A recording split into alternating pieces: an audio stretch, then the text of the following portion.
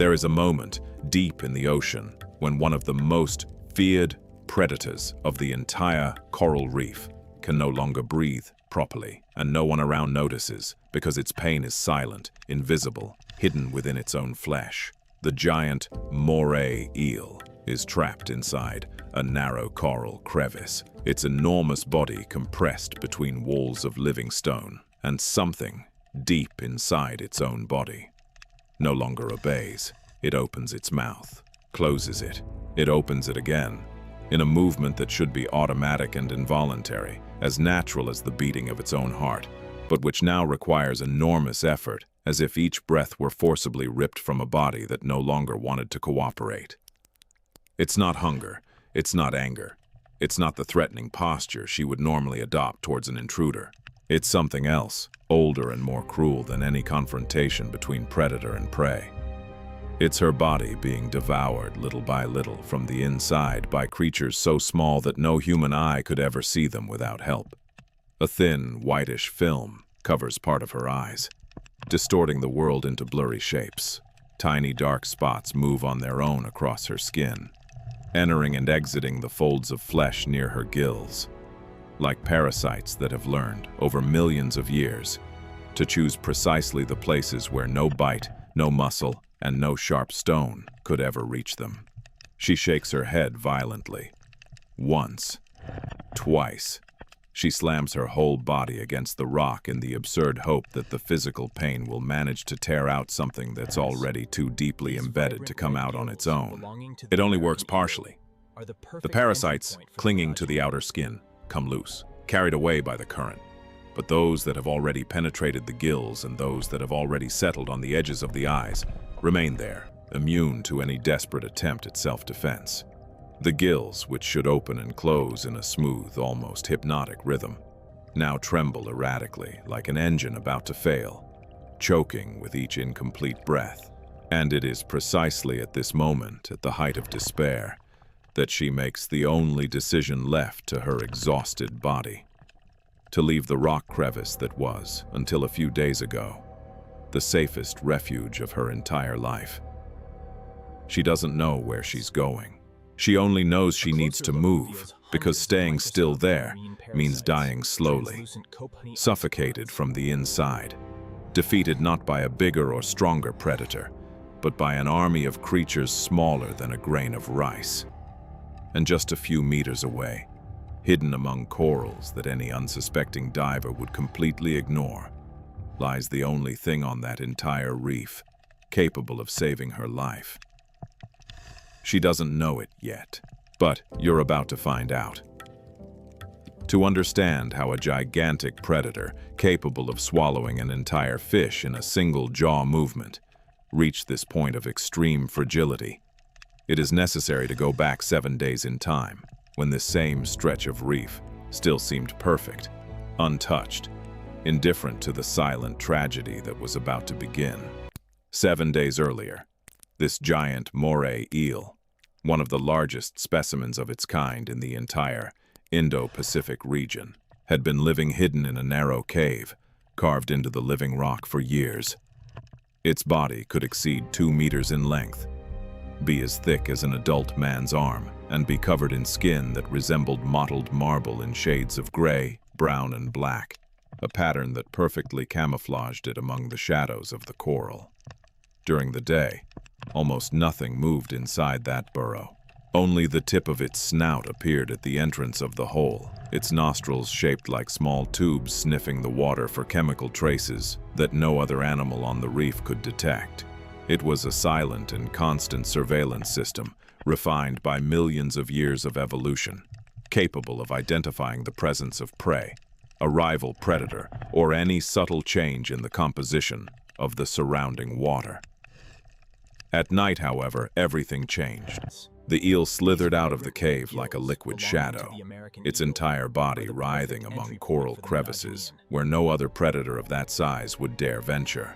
It hunted using a second pair of jaws, hidden deep in its throat, a rare, almost alien feature that allowed it to project these inner jaws forward and pull prey straight into the esophagus, ensuring nothing escaped even after the first bite.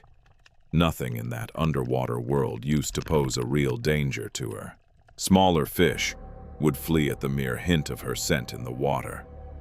Other predators avoided competing for territory with an animal of that size and ferocity. She was, in effect, one of the silent queens of that piece of reef. But the ocean harbors a very specific type of enemy that no amount of physical force, no bite, and no muscle can ever defeat alone. It's not larger sharks. It's not rival moray eels fighting over territory. It's microscopic and semi-microscopic creatures. Tiny parasitic copepods that attach themselves to the skin. Isopods that cling like living staples between scales and folds of flesh. And monogenetic worms that settle directly inside the gills, feeding on blood and tissue, and multiplying silently, unhurriedly, without any visible sign, until it's too late. These parasites arrive without any warning. Often, they enter through a small wound, make accidental contact with another already infested animal, or are simply carried by the current until they find, by chance, a perfect host. And once established, they choose exactly the places that the host's own body could never reach on its own. The inside of the gills, the sensitive edges of the eyes, the inner folds of the mouth, and the blind spots that no bite, no rough stone, and no friction movement could ever reach. At first, it was just a slight discomfort, an extra tremor while breathing, a strange itch that she tried to relieve by rubbing her body against rocks covered in a rough texture. But the parasites didn't come alone, and they definitely didn't come with the intention of staying only a short time. On the first day after the infestation began to spread more noticeably, the eel was still able to hunt normally. The pain was slight, almost negligible, a minor detail in a routine that, otherwise, was perfectly normal. She went out at night, caught an unsuspecting damselfish swimming too close to the entrance of her burrow, and returned to her lair satisfied, without imagining that, inside her own body, a silent army continued to multiply. On the second day, the infestation had already doubled in intensity. The eel tried to do what any wild animal would do when faced with a physical nuisance: use brute force to get rid of it. It burrowed between rocks covered in sharp barnacles and rubbed its entire body violently, hoping to tear off the invaders through pain and friction. It worked, partially, for the parasites still clinging only to the surface of the skin, but those that had already penetrated deep into the gills, those that had already settled on the inner edges of the eyes, remained exactly where they were, out of any possible reach. On the third day, she stopped hunting. A predator that can no longer breathe properly, can no longer pursue fast prey with the same efficiency as before. The energy that was once used in lightning ambushes, in attacks calculated with millimeter precision, was now being entirely consumed just to keep the body functioning, to sustain increasingly difficult breaths, and, to try unsuccessfully, to alleviate a pain that had no external origin, and, therefore, no obvious external solution. And in the ocean, a weakened animal never remains invisible for long. Other eyes notice. Other instincts are perceived. A curious damselfish of the same species as so many others that had been devoured by that same eel over the years approached the cave entrance that day, a behavior that would normally be a direct and immediate invitation to death. This time, however, the eel didn't even react. It stood still, motionless, its eyes half closed, its body practically unresponsive to a stimulus that, on any other day, would have triggered an instantaneous attack. The little fish retreated slowly, confused, instinctively sensing that something was wrong, even without being able to understand exactly what. On the fourth day, the parasites attacked the eyes with full force. A thin film began to cover the eel's eye surface, distorting everything into blurry shapes, indistinct shadows, and contours that moved without clear meaning. And as if that weren't enough, her own sense of smell, the most important sense of all for a hunter who depended more on the scent of the water than on sight itself, also began to fail, confused by the constant irritation in her tube-shaped nostrils. It was as if, all at once, the ocean were taking away from her the two tools that had always kept her alive. On the 5th day came the worst part of all this silent deterioration. Her gills began to swell from the inside, a slow and utterly painful process. Each breath, which had once been a smooth, automatic, almost imperceptible movement, became an extreme and incomplete effort, like trying to breathe through a wet cloth pressed against her face.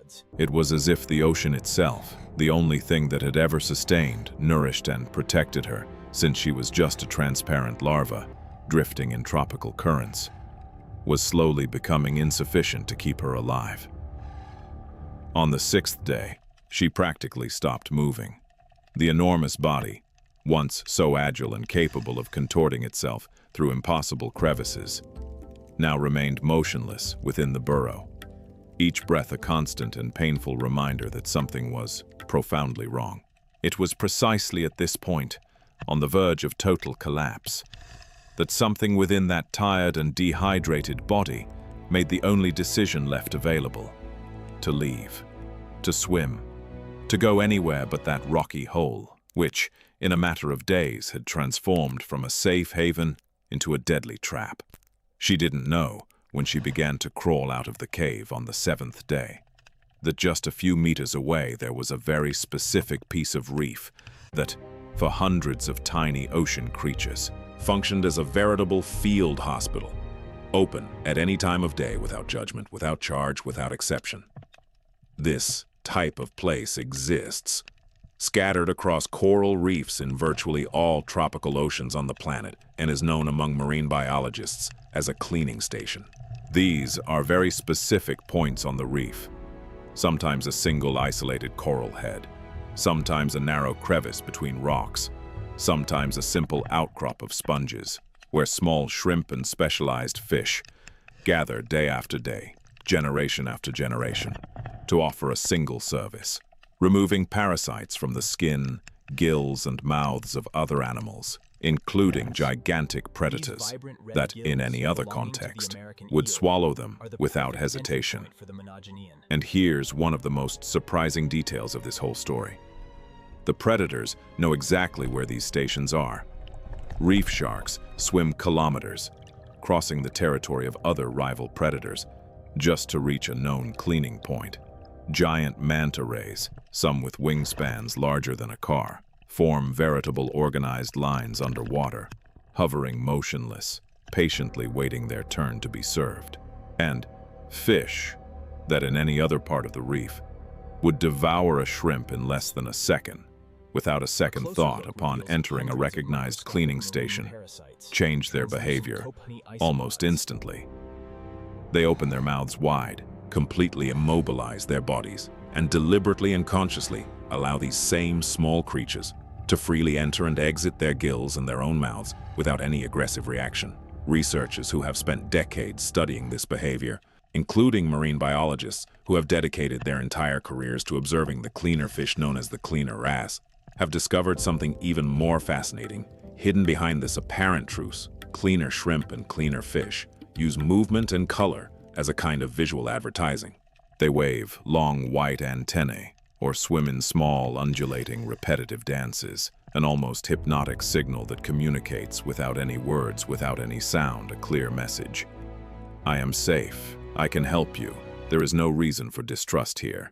And the fish and other reef animals have learned to recognize this specific signal over millions of years of evolutionary coexistence, passing this recognition down from generation to generation through instinct itself. Field studies have even shown that these small, cleaner fish are able to recognize individual clients, remembering which fish visit the station frequently and prioritizing service according to this loyalty built up over time. There are records of client fish that, upon noticing that the cleaner is distracted attending to another animal, wait patiently in line without trying to advance or intimidate the one ahead. There is even a phenomenon dubbed by scientists as the bystander effect, in which a client fish observes how a cleaner treats another client before deciding whether or not to approach that same cleaner. assessing its reputation as if conducting a small reliability survey right there underwater. It's a sophisticated evolutionary truce, a silent agreement without a contract, without words, but followed to the letter for millions of years by species that, outside of that very specific piece of reef, would be absolutely deadly to each other. And it is precisely to one of these places that the giant Moray eel, blinded by the film over its eyes, exhausted from days of slow suffocation, and on the verge of total physical collapse, is now crawling, not knowing exactly what it is seeking, guided only by an ancestral instinct that whispers from somewhere deep within it. That relief lies ahead. She arrives at the cleaning station dragging her own enormous weight, her entire body swaying from side to side in a tired and unsteady motion. She doesn't need to announce her arrival at all. The mere displacement of water, caused by an animal of that size, is enough to alert every creature hidden in the nearby crevices. Within seconds, the first cleaner shrimp appears, emerging from a small recess in the rock, its long white antennae already swaying in that characteristic, hypnotic movement. Then another one comes along, and another one. In less than a minute, dozens of tiny, almost transparent bodies, visible only by the outline that light passing through the water draws on them, begin to approach from all possible directions. Some emerge from narrow crevices in the rock itself. Others descend slowly among the branching coral strands above. In a matter of moments, the entire giant is completely covered by a veritable living cloud of minuscule creatures, moving with a coordination that seems almost impossible for animals that have no known form of verbal communication with each other. They climb up her snout. They retract their enormous jaws, capable of crushing bones without any visible hesitation. They enter, one by one, inside the very openings of the gills, precisely the place where the pain was most unbearable and where the internal swelling had transformed each breath into constant torment. The eel, which could swallow any of those tiny shrimp with a single swift movement of its jaw, remains completely still. It opens its mouth as wide as possible, revealing every row of its razor-sharp teeth, and does absolutely nothing but wait, trusting wholeheartedly in a truce that no contract ever formalized, but which neither party ever broke. Each shrimp seemed to work on a very specific area of her body, as if they knew without any verbal communication between them exactly which part belonged to which individual at that moment. Some concentrate on the irritated edges of her eyes, delicately removing, with precise and repetitive movements, the thin whitish film that had distorted her vision for days. Others delve deep into the inner folds of her skin, exactly where the isopods, clinging like living staples, had been hiding for almost a week, resisting any previous attempt at removal by friction. A small group ventures into the eel's mouth itself, walking between rows of teeth, capable of piercing bone as if crossing a narrow and dangerous bridge, removing parasites stuck right at the base of her tongue and in the inner folds of her throat. With each parasite successfully removed, a new shrimp instantly occupies that same empty space, as if the entire operation followed an invisible script, rehearsed and perfected over countless previous generations of that same species. Gradually, something visibly changes throughout the eel's body. The gills, previously trembling in irregular and painful spasms, begin to move in a smoother, more spaced-out rhythm, more like the tranquil breathing of happier days. The breathing itself, which was short, incomplete, and visibly labored, gradually deepens, gaining a more steady rhythm. The muscles around the enormous head, previously contracted in almost permanent tension from the constant pain, begin to relax one by one, as if an invisible weight were being lifted from that gigantic body. She stops shaking her head. For the first time in 6 whole days, the most feared giant in that particular stretch of reef simply rests. Meanwhile, around the same cleaning station, other similar scenes of improbable trust continue to unfold. almost in parallel, as if that patch of reef functioned as a busy waiting room in an underwater hospital.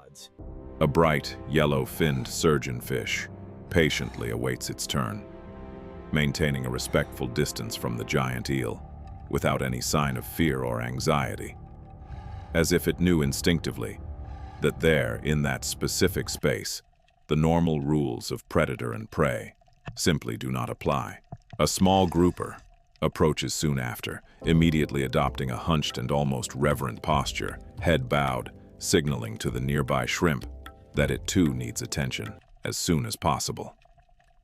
None of them fight for space. None of them try to attack the small workers moving around. In that very specific patch of reef, for a limited period of time, the usual and unforgiving rules of the ocean simply cease to exist. The thorough cleaning of the eel takes entire minutes, which, for it, seem to stretch much longer than a real clock could register. Little by little, the shrimp finishes the most urgent work in the critical areas, gills, eyes, and mouth, and then proceeds to scour every remaining inch of its enormous body, ensuring, with almost obsessive dedication, that no parasite has survived, hidden in some forgotten fold of skin, in some deeper crease that went unnoticed in the first sweep. When there is absolutely nothing left to remove, the small shrimp begin to move away, one by one, slowly returning to their crevices in the rock, each carrying with it the abundant food that that particular encounter provided, and each ready, moments later, to serve the next visitor who approached that same stretch of reef. The giant Moray eel remains still for a few more moments after the last shrimp swoops away, as if it needed, before anything else, to remember what it was like to exist without the constant pain that had accompanied it for 6 whole days. Then, with a slow and deliberate movement, it closes its mouth for the first time in minutes, a gesture that was once completely automatic and now seems almost a small personal victory. It turns its entire body with a smoothness that would have seemed impossible just an hour before. It glides out of the cleaning station, and something is already visibly different in the way it moves. Firmer, more controlled, much more like the relentless predator it had always been before that silent crisis began. She won't return to the same narrow cave as before. Something in her instinct, now completely renewed, guides her back to a more open territory, with wider and better ventilated crevices, where she can hunt again as soon as her full strength returns to her enormous body. For the cleaner shrimp, this particular encounter represented a rich and plentiful meal, obtained without any real risk, exactly as happens dozens of times every day in that same stretch of reef. For the eel, however, this same encounter represented the exact difference between a slow death by silent suffocation and a real second chance to continue living, hunting, and reproducing in that complex ecosystem. No contract was signed between the two species. No words were exchanged, because neither party possesses any form of language capable of doing so. Yet, both sides fulfilled exactly their part of an agreement that has existed silently at the bottom of the ocean for far longer than any human civilization ever existed. What happened to this particular giant Moray eel is by no means an isolated or rare case. In coral reefs scattered throughout virtually all the planet's tropical oceans, scenes extremely similar to this one are repeated silently every day, without any human audience present to witness them. Gigantic predators surrendering their entire bodies to creatures much smaller than their own teeth, entrusting their entire lives to an invisible agreement that neither party, in millions of years of evolutionary coexistence, has ever significantly broken. And it is precisely for this reason that these small cleaning stations, hidden among corals that many unsuspecting divers would consider completely insignificant at first glance, are considered by marine biologists around the world to be some of the most important and fragile points in the entire reef ecosystem. Without these specific meeting points, many gigantic predators would simply succumb slowly and without any real chance of defense to enemies too small to be seen with the naked eye, but large enough in number to determine the difference between life and death. Unfortunately, Warming ocean waters and increasingly frequent coral bleaching around the world are threatening precisely these delicate meeting points.